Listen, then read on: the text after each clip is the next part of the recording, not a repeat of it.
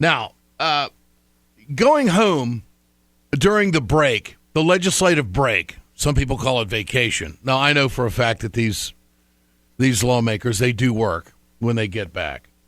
But this break that they have, enjoyed or worked, whatever you want to call it, of course they're getting questions. What do you think of Hillary? What do you think of Sanders? What do you think? Is Joe Biden going to jump in?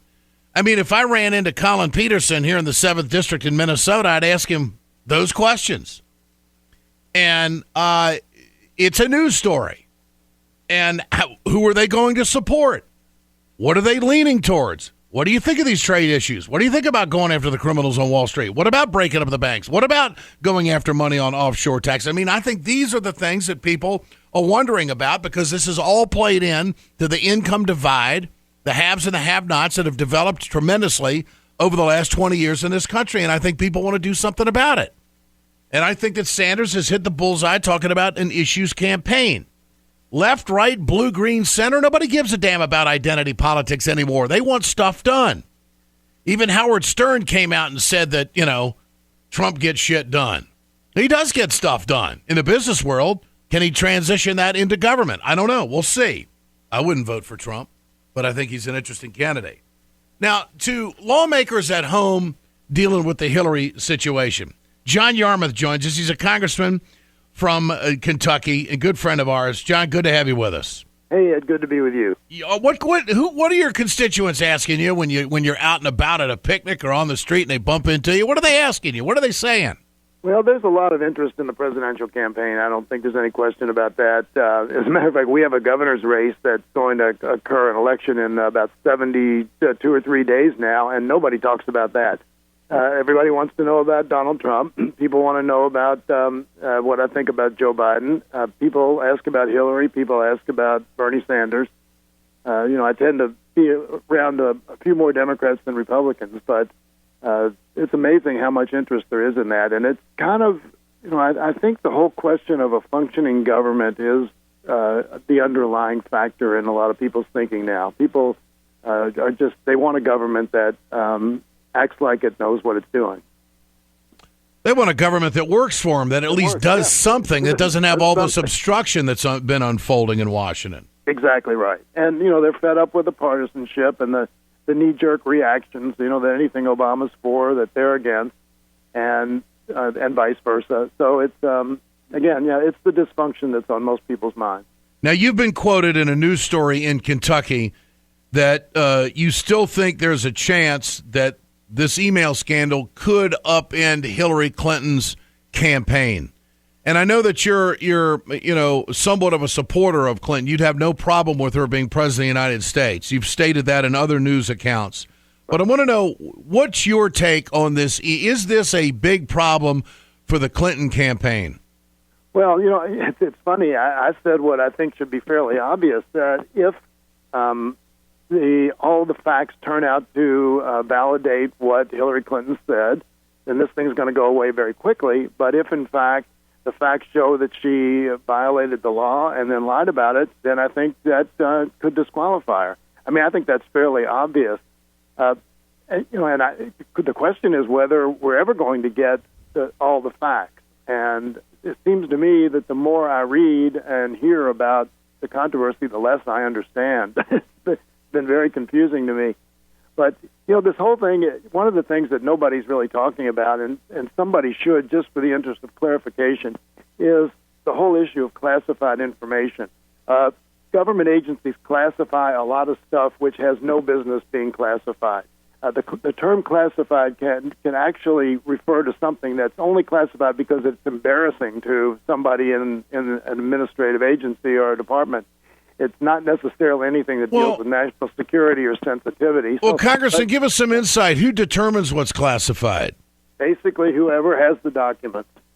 And, I've been to classified briefing after classified briefing, and we sit there and listen. And I remember one about a very serious subject, but Michelle Bachmann, in one of the only insightful things I ever heard her say, got up and said, "What of all the things we've heard today, what is classified?" And they said they couldn't identify one thing. And she said, "Why didn't you just have a press conference?" Yeah. Because so people need to understand that classified does not, and only because I don't want people to unnecessarily be afraid that she's jeopardizing national security.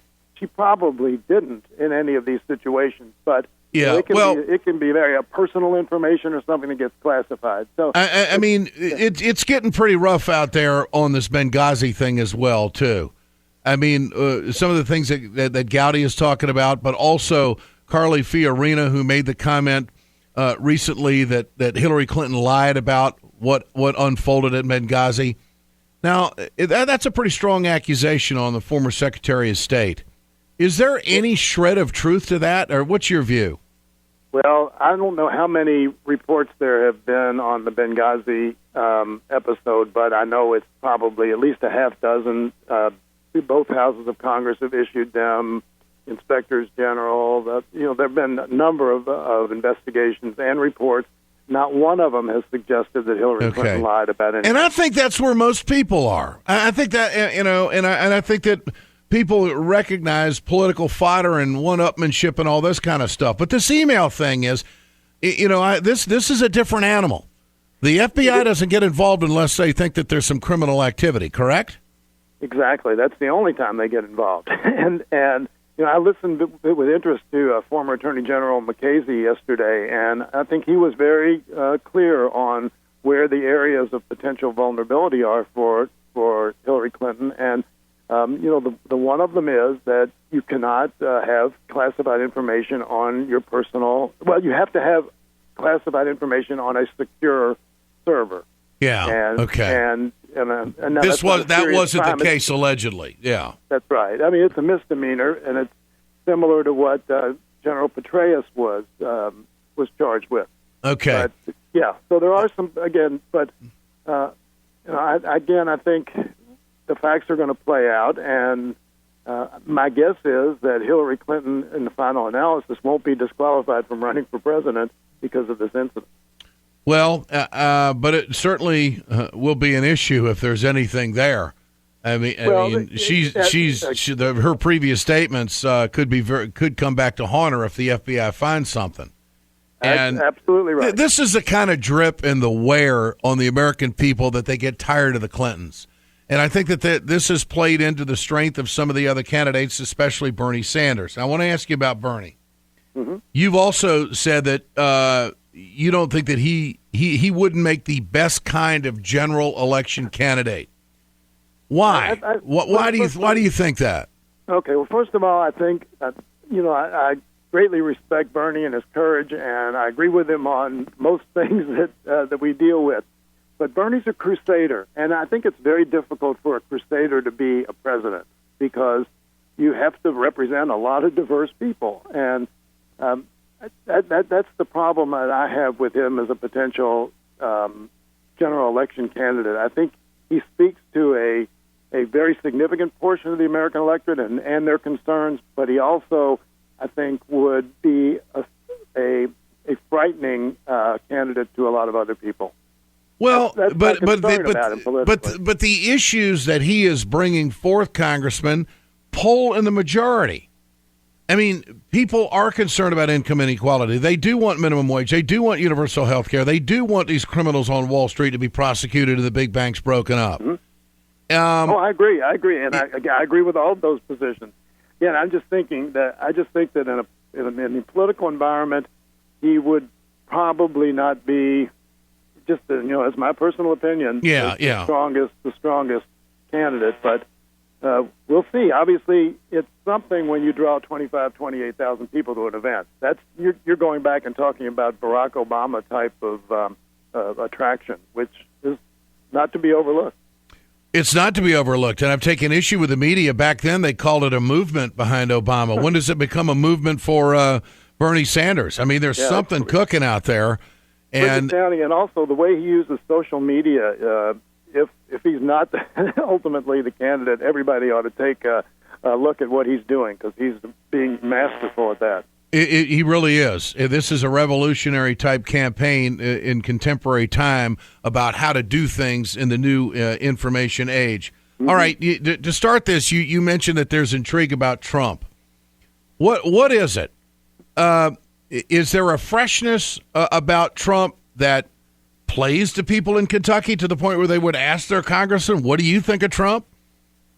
No, actually, I don't find people supporting him. I think they're actually kind of mystified by it. They want to know what's going on. That's the question. They don't understand the appeal, and which is reassuring to me about my constituents. Well, don't you think that Bernie could beat Trump? Don't you think Bernie could beat Trump? I think in a general election, virtually anybody beats Trump. All right.